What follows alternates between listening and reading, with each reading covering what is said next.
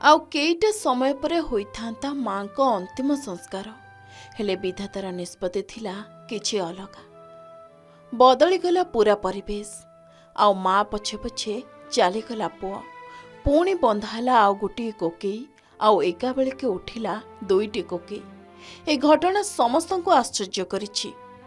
Jaipur town Sonari Sahir 80 वर्षिया माँ को देहांत होइथिला। माँ चली जावा परे चिंताग्रस्त अवस्था पुओ थिले किंतु हठात पुओ भी चलीगला।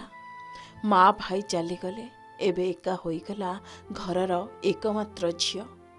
सोनारी साहिर एस साहिबाणी गत किछि दिन धरी स्वास्थ्यगत समस्या लगी रहितिला। आज तांकर परलोक होइथिला। माँ को मृत्यु खबर शुणी 45 वर्षीय पुओ एस रवि सही पारि नथिले।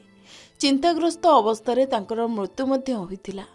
स्थानीय लोकों कहवा अनुसार पुओ रवि साही बासिंदा को माँ को मृत्यु खबर देवा परे शवदाह करने समस्त डाकिथिले। कोकेई सजड़ा मध्य होइथिला हेले पुओ चलीगला। वर्तमान এই दुईटी घटना को नहीं जयपुर अंचल रे शोकर छाया खेली जाइछि। एस रवि माँ काल होगा बोली से कहला तो आम साइड सब आसिलु देखिलु माँ काल गोटे झील गोटे पुओ से दी जन कांदी बोबे बुझाबुझी कलु ये भितर 8टा बेलू हठात से पुओटा आगे गोटे शब्द करके रहीगला। आज्ञा तो हाथ फेल है कि हाथ चोरी कौन है जापारनु एत दुखदायक घटना। बर्तमान घर से झीलटा से पूरा अनाथ होगा किए ना एति भितर से पिलाटर सेन्स पड़ेगा भाईना ये कौन सेन्स नहीं बोली कहला। सेन्स नहीं बोला आम डाक्टर डाकिलु डाकू से देखिले देखला ना यहाँ गोटे 10 मिनट है प्राण पड़ेगा।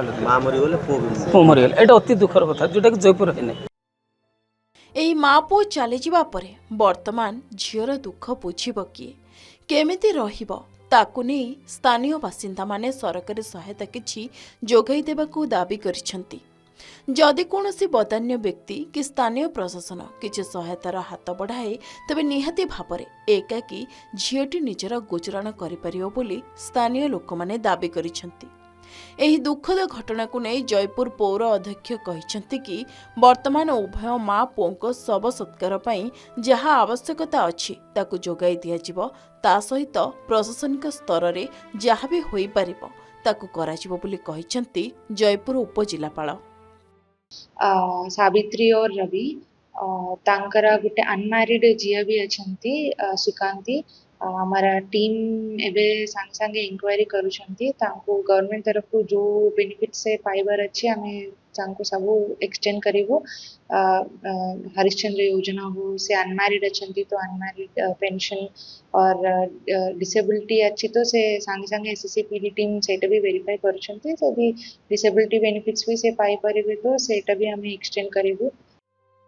सबठारु बड़ कथा हेउची कि किए हेब अनाथ झील को साहा किए देखाइब एकाकी झील प्रति आंतरिकता ताकू ही समस्तक अपेक्षा। जयपुर मधुस्मिता मिश्र रिपोर्ट के न्यूज ओडिशा।